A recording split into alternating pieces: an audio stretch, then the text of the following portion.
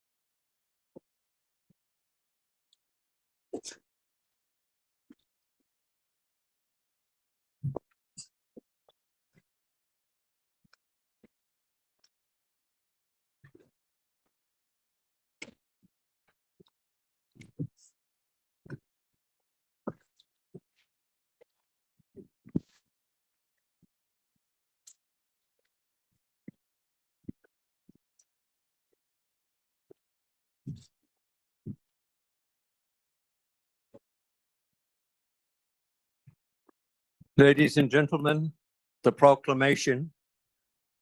All persons having any business before this honorable court now draw nigh. Give your attendance, and you shall be heard.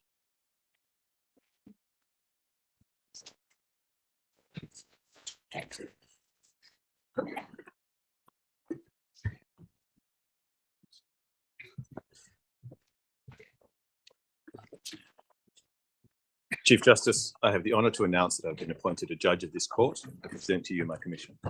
Thank you. Justice Emmett, you please sit well. Principal Registrar, would you read the commission?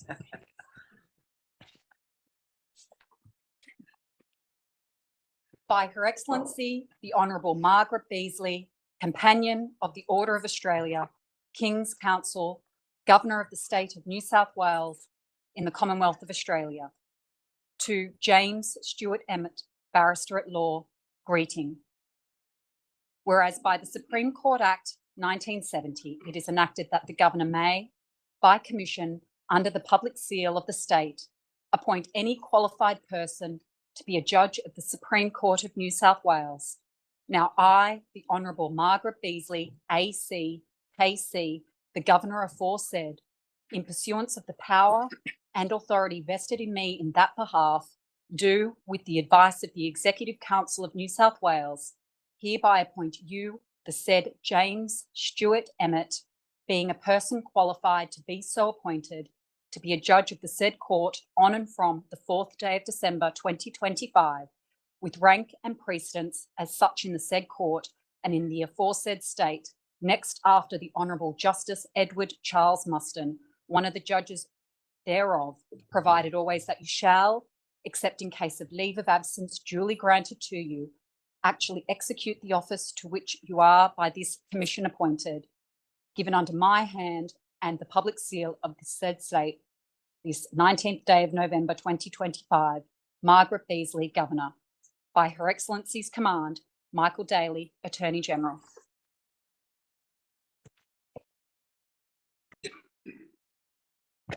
Principal Registrar, do you have the form containing the affirmations? Thank you. Justice Emmett, I now ask you to rise to take the affirmations of office, the affirmation of allegiance, and the judicial affirmation. I, James Stewart Emmett, do solemnly, sincerely, and truly declare and affirm that I will be faithful and bear true allegiance to His Majesty King Charles III, his heirs and successors, according to law. I, James Stewart Emmett, do solemnly, sincerely, and truly declare and affirm that I will well and truly serve our Sovereign Lord King Charles III in the office of Judge of the Supreme Court of New South Wales, and I will do right to all manner of people after the laws and usages of the State of New South Wales, without fear or favour, affection or ill will. Thank you, Justice Emmett. I now invite you to resume your seat to subscribe the affirmations, after which I will attest them.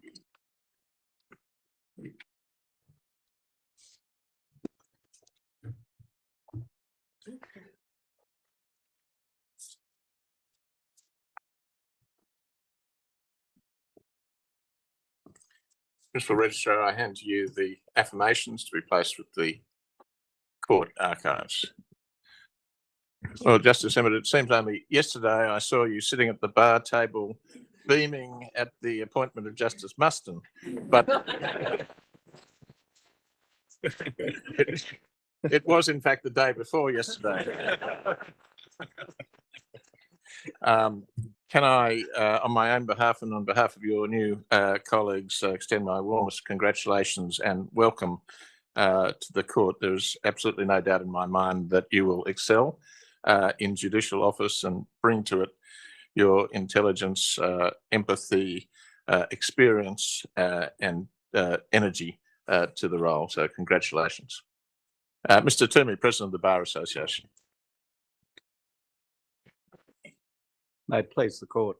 As is customary on such occasions, I acknowledge the traditional owners of the land on which we gather today, the Gadigal people of the Eora Nation, and I pay my respects to their elders past, present and emerging.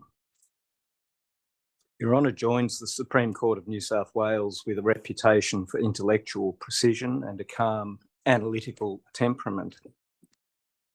It is, of course, customary to welcome family on these special occasions. It is a unique circumstance, however, that Your Honour is joined by family both in the stalls and on the walls, so to speak. As Your Honour put it recently with characteristic understatement, there's a bit of law in the family. 3 of Your Honour's predecessors were Chief Justice of New South Wales, while your father Arthur was a Justice of Appeal, having before that sat on the Federal Court for many years, and your mother Sylvia was also a Chapter 3 judge on the then Federal Circuit Court. Your Honour continues and extends a remarkable familial contribution to the administration of justice in New South Wales. Like Justice Muston, Your Honour grew up around horses. In Your Honour's case, that was on the rough streets of Centennial Park.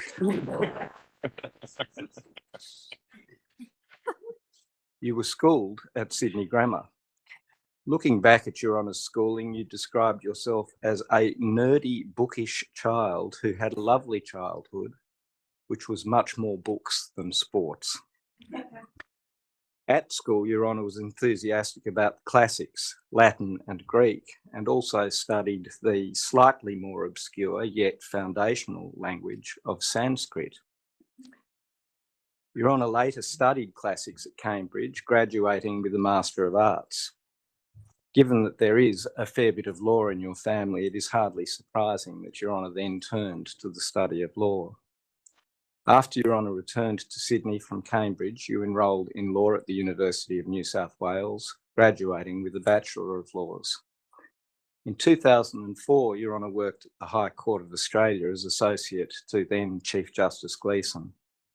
And in 2005, Your Honour was admitted as a solicitor and arrived at Mallison Stephen Jakes, now King and Wood Mallisons, of course, with seemingly boundless energy and enthusiasm. Certain signature elements of Your Honour's professional style were already apparent. Your Honour is reported to have been, without question and at all times, the most impeccably dressed graduate in the firm. And Your Honour somehow embraced both an extraordinarily focused work ethic and a complete social commitment, building enduring friendships with colleagues. These EMMETT signature characteristics were on full display at one of the first social gatherings Your Honour hosted for your new colleagues. Your Honour had sent the invitation around to your work friends to join you for drinks and canapes at your home on a Sunday afternoon. You had not foreseen that on the Friday before the party you would be called in early to work on an extremely complex and heated dispute that was to start with an injunction application on the Monday. Lesser mortals would have called off the party, knowing your guests would completely understand the unpredicted work demand. Your Honour was not, however, to be deterred. You worked through the night on the Friday and then most of the Saturday well into the evening. On the Sunday morning, Your Honour dashed out to shop at the David Jones food hall to buy party supplies, then continued working. Guests arrived at the party that afternoon to find Your Honour on about 6 hours sleep over the previous 3 days, in high spirits, clothed in a perfectly pressed dress suit with cufflinks and Savile Row trousers, sporting an immaculate apron and serving devilled quail's eggs, which you had taught yourself to make that day, having bought the world's most expensive quail eggs from the David Jones food hall. At the time, Your Honour was on strict instructions from your now husband, Peter, that you needed to stick to a budget. Given you were on a modest salary, I find that hard to believe, and already planning a move to the bar. Your Honour had blown the whole of the food budget on the eggs alone. In the following months, you happily subsisted on sandwiches. Incidentally, the injunction was granted. Your Honour was admitted to the bar in 2005 and read while on the 11th floor of Selborne and Wentworth Chambers with now Justice Richard McHugh and Richard Lancaster of Senior Counsel. Your Honour then moved to the 12th floor until 2017, when you moved to Banco Chambers. Your main areas of practice were public and administrative law, commercial, professional negligence, and maritime law. In Your Honour's first year at the bar, a good friend asked you to appear first on an urgent injunction application to restrain the use of confidential information, and then at the subsequent trial, brought by an employer against its former employee who had departed to set up a competing business. The employer provided certain predictions as to the market value of a particular type of asset. The case was centred upon an allegation that the former employee had stolen an exceptionally technical algorithm developed over many years and at great expense, which would predict asset values once inputted with a range of specific data points. The employer considered its case to be a lay-down misere because there was no way the former employee could have cracked the code on the algorithm without engaging an actuarial firm and an IT specialist to build the necessary database to turn requests for evaluation prediction into a comprehensible report. Experts confirmed this to be so. Various interlocutory stoushes and the trial preparation itself were going exceedingly well until Your Honour embarked on the detailed preparation of a cross-examination of the former employee. In the course of that preparation, Your Honour cracked the code for the algorithm. The client was stunned. The case settled shortly thereafter. One of Your Honour's favourite cases as a junior was McHugh and the Australian Jockey Club and others. The case raised the issue of whether or not horses born through artificial insemination can be categorised as thoroughbreds. The applicant unsuccessfully challenged the exclusion from the Australian Stud Book of thoroughbred horses bred by that method. Your Honour appeared for one of the successful respondents. As often happens at the bar when a barrister is in a case about an unusual subject, that case led to Your Honour having a reputation as an expert in horse breeding. One could be forgiven for thinking that a fairly narrow specialisation, but it did indeed lead to a number of other such cases. Your Honour took silk in 2020. As Senior Counsel, Your Honour appeared frequently in high-stakes, high-profile matters, routinely for the State of New South Wales, as well as constitutional and commercial disputes. One such dispute was hardy in the State of New South Wales concerning the high-risk offenders legislation, an area in which Your Honour is recognised as having considerable expertise. Your Honour was briefed in that case by the successful respondent. Another was a recent case of Commissioner of Police and NASA, where under Section 25 of the Summary Offences Act, the Palestine Action Group and other parties were, by a prohibition order of the Court of Appeal, forbidden from holding a public assembly involving a procession from Sydney's Hyde Park to the forecourt of the Opera House. Your Honour was briefed in that case for the successful applicant. I should add here that Your Honour bested me too when appearing in the Court of Appeal for the Commissioner in Gibson and the Commissioner of Police, one of the so-called Black Lives Matter applications during the COVID pandemic. Though led in that case by the Solicitor General, Your Honour took much of the argument. Beyond the law, Your Honour is a passionate supporter of the arts and particularly emerging Australian artists. This has led to Your Honour to take on board work and to participating in the arts community as a passionate collector, including Your Honour's willingness to commission new work from Australian artists. Someone reading a description of your home might be forgiven for thinking that Your Honour inhabits an art gallery. A recent edition of Art Collector said of the home you share with your husband, Peter, the most arresting feature of the property is the double-sided movable art racks, 4 of them that rotate vertically through all internal walls. Your Honour has devoted significant time to community causes, chairing boards of various not-for-profit organisations, including the National Association for the Visual Arts, 2010 incorporating the Gay and Lesbian Counselling Service, Art Space, and the Inner City Legal Centre Foundation. Your Honour's practice in maritime law and extensive not-for-profit experience made Your Honour a natural fit when in June of 2024, you were appointed to Director of the Australian National Maritime Museum Foundation. This foundation is the museum's philanthropic arm dedicated to conservation, expanding the National Maritime Collection, and maintaining the museum's fleet of historic vessels. Your Honour was, of course, until recently a highly valued member of the Bar Council and has served on several of the association's committees, including since 2016 a professional conduct committee, chairing that committee more recently. Your Honour was always the first port of call for many at the bar, especially those at Banco Chambers seeking guidance on ethics. May I say that Your Honour's humanity and intelligence will be greatly missed on the Bar Council. Your Honour has also made a significant contribution to legal education, lecturing at various times in equity at the University of Sydney and statutory interpretation and conflicts of laws at the University of New South Wales.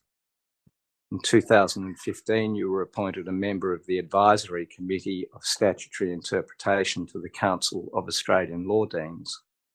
In 2016, Your Honour became a member of the Advisory Board of the La Trobe University Centre for Legislation. And from 2018 to 2021, Your Honour was an adjunct associate professor at the University of New South Wales. Notwithstanding the complexity of Your Honour's cases and the many calls on your time, Your Honour has remained the very model of a modern legal gentleman, quite literally skipping into chambers, whistling the entire back catalogue of Cole Porter and Gilbert and Sullivan. All this before any coffee. On occasion, Your Honour is accompanied into the city by one or both of your Italian greyhounds, Alighieri and Machiavelli, otherwise known as Ali and Mac. It has been said that they are the only males in the city better dressed than Your Honour. Your Honour, your colleagues at the bar, especially those at Banco Chambers, will miss Your Honour greatly. Your Banco Chambers friends report that you were a centre of goodness on that floor, combining humour, intellect and kindness. The bar warmly congratulates Your Honour on your appointment. May it please the Court. Thank you, Mr. Tu. Ms. Jennifer Ball, President of the Law Society of New South Wales. May it please the Court. I'd like to adopt my learned colleagues' acknowledgement of the lands of the Gadigal of the Eora Nation and extend my respect to all Aboriginal and Torres Strait Islander peoples who are with us here today. Thank you, Chief Justice, for the invitation to speak on behalf of the solicitors today and at all judicial appointments to this bench this year. It has been a true honour and a privilege. Thank you. In the words of an old friend, Your Honour has come a long way from being on the editorial board of the UNSW Law Journal, sitting in a room for an hour a week, criticising other people's grammar. She added, and I quote, "You know, what a surprise it was that other people didn't want to play with us in the playground." Others recalled golf courses and the fact that the gingerbread man can, in fact, be caught. Joking aside, your intellect has been the superlative example of legal reasoning in many instructing solicitors' minds. There are at least 79 cases that I know of from the past 5 years, many of those from the past 3 years, which illustrate that mind at work. Often, your instructing solicitors have been acting for the Crown. They have asked for help in incredibly complex matters. Matters in front of the State Parole Authority, work involving high-risk offenders, cases involving sexual offences and violence and terrorism offences, work in the mental health criminal space and with forensic patients, and helping lead a large barrister and solicitor team for the Special Commission of Inquiry into LGBTIQ hate crimes. Your Honour's hard work with solicitors has also included public and administrative law through to regulatory and commercial matters, from insurance work to corporate law and appellate cases. As if this was not enough, Your Honour has been a leading guide in maritime cases. Today certainly leaves a void at the bar in the web of law. And with all this in mind, and all that has been said too, it is perhaps worth saying that someone very close stated with absolute love that Your Honour may be one of the most domestically challenged people he has ever come across. Your Honour may know how to buy eggs at the David Jones Food Hall. However, I am informed that you may not know how to boil an egg. For balance, this person also said that they would possibly trust Your Honour to make a cup of tea, although he would not be optimistic about the outcome. I believe he meant this with the utmost respect. That is not to say that Your Honour does not have impeccable taste, whether that is culinary, architectural, sartorial, or indeed intellectual. These are broad and sweeping, leading to happily mastering subjects simply for their own interest. It is a mind that also encompasses support for many organisations championing Playwriting Australia, 2010 incorporating the NSW Gay and Lesbian Counselling Service and the Inner City Legal Centre, to name but a few. And it is a mind widely known for navigating intricate, subtle and complex areas of law with grace. Indeed, everyone that the Law Society spoke to mentioned a mind full of devotional love for intellectual stimulation and rigour, often seeing ways to legal resolutions that no one else could. One instance came from a solicitor who, when asked about a standout example of this, clearly recalled an instance from several years ago. He was struggling to understand advice that his team had been given in a tricky appeal matter. He then decided to rebrief Your Honour. Your Honour called that evening. It just happened to be during the intermission of the ballet. And over the phone, you verbally briefed in the correct points of appeal with ease before returning to the ballet. He understood the advice immediately, and it was right. This is the stuff of movies.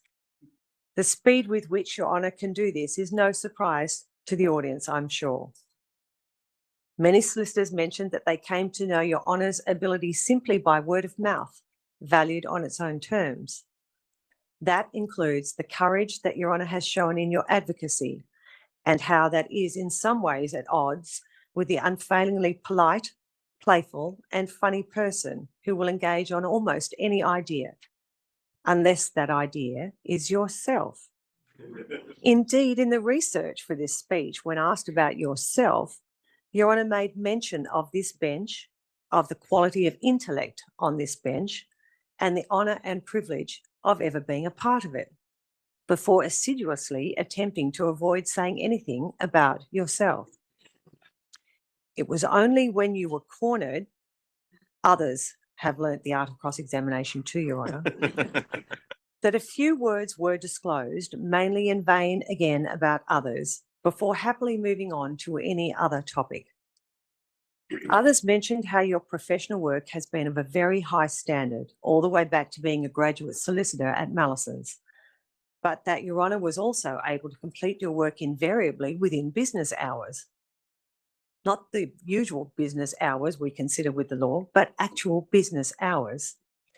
Several people noted that because of the high intellect at play, Your Honour can switch off too. And on the rare occasions where you have had to ask your instructing solicitors, say, for work on weekends, Your Honour was remembered for noting the impact on personal lives, apologising and trying to find ways to avoid that at all possible turns.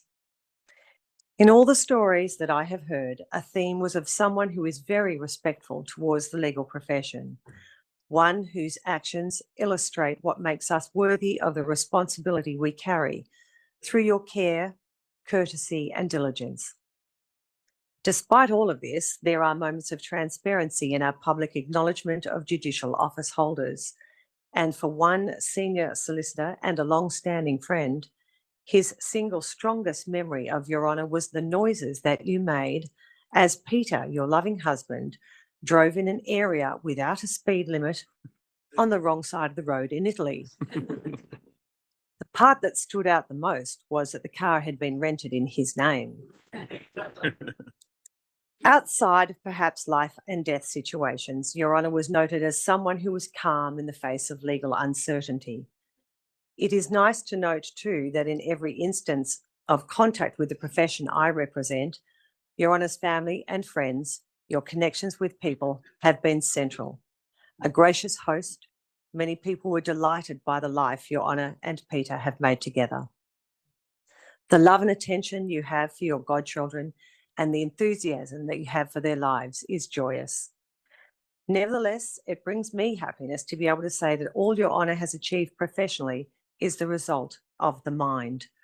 The quick, clear thought that you have made your life's work will be a great addition to this bench. Ending the law term in this way is a wonderful moment. Thank you, Chief Justice, and to the Attorney General in absentia for making this appointment. And thank you, Your Honour, for serving as a Justice of the Supreme Court of New South Wales. And on behalf of the Law Society of New South Wales and the nearly 44,000 solicitors of this state, congratulations. As the court pleases.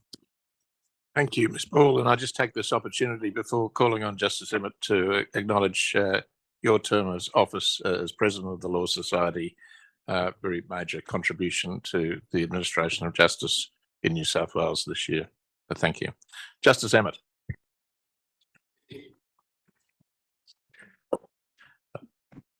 I too commence by acknowledging the traditional owners of these lands and paying my respects to their elders. Thank you, Chief Justice, Mr. Toomey and Ms. Ball, for your kind words. Particular thanks to the court staff for all the work they have put into this ceremony and my move generally. And thank you everyone for joining me here. You do the court and me a great honour by being here in person or online. I've always been very fond of that neatly balanced conclusion to the judicial oath, that I'll do right without fear or favour, affection or ill will. The first three, fear, favour and affection, have been strong presences in my professional life to date. Fear I felt many times on my way to court, sometimes on my way back from court, including but not limited to many days before people I'm now proud to call brothers and sisters.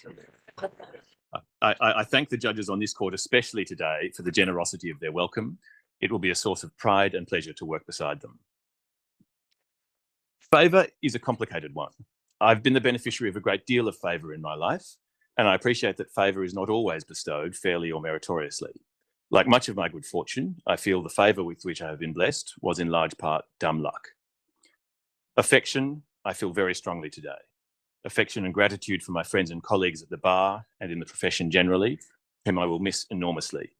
For friends and family, including some who have travelled great distances to be here, it means an enormous amount to me that you're here today. I particularly want to thank those who have assisted me professionally and personally over the years. I single out Isabella Fisk, my Chambers PA at Banco, who has looked after me wonderfully on there, my clerk, Jay Catino, whose guidance, advice and support for years has been truly exceptional, and of particular personal significance, Sophie Levens, without whom much of my life would founder. As for ill will, not even I, at my most Pollyanna-ish, can pretend that the legal profession is entirely free from that sentiment. One of the many ways in which I've been lucky is that I haven't seen a great deal of it. A commitment to maintaining my distance from ill will brings me to this calendar day, the 4th of December. It is the feast day of St. Barbara. St. Barbara was martyred at the hands of her father, and as a consequence, her father was struck down by lightning. For this reason, St. Barbara is venerated by firefighters, firelighters, artillery personnel, and others who work with explosive material. Luckily, we have no immediate need of this because judges on this court don't put explosive or inflammatory material in their judgments.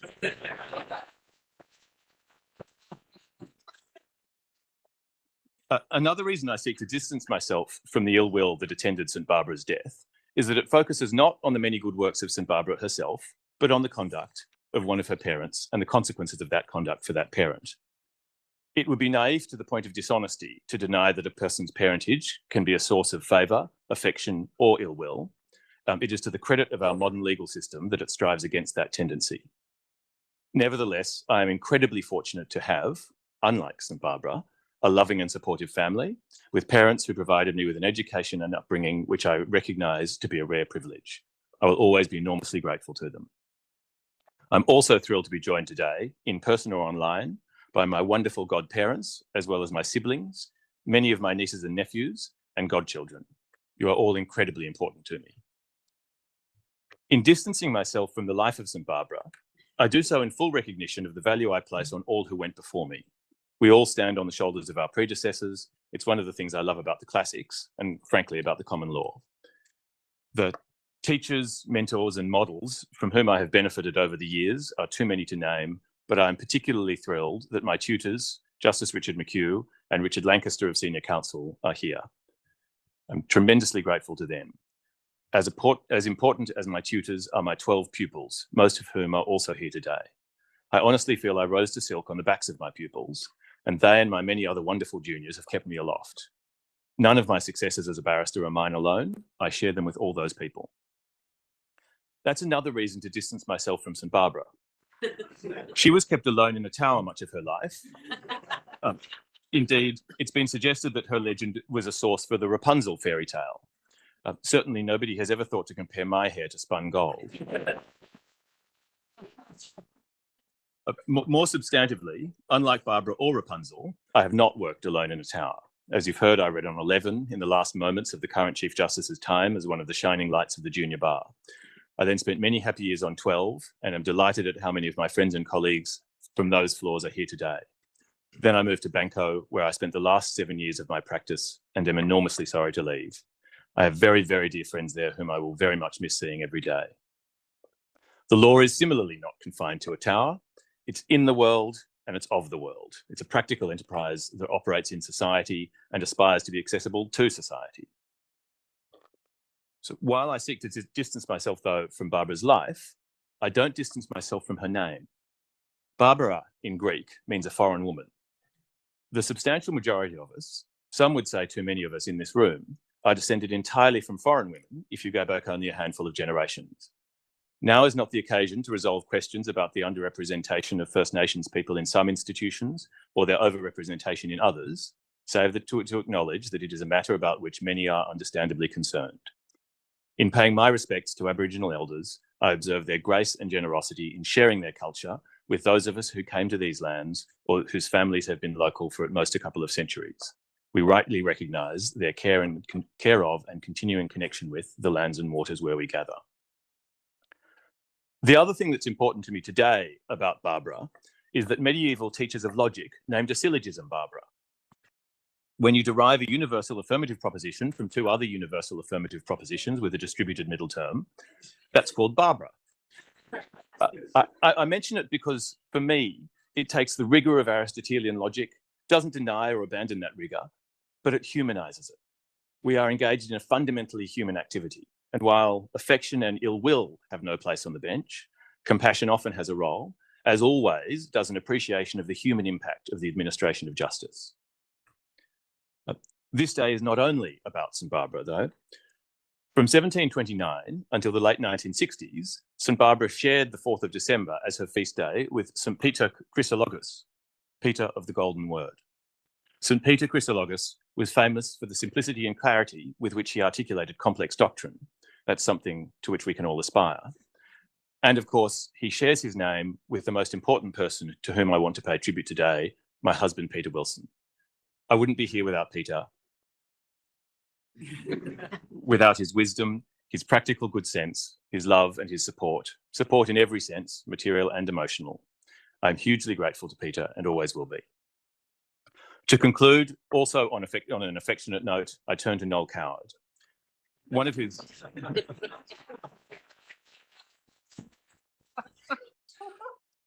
best known screen roles was Captain Kinross in the film In Which We Serve.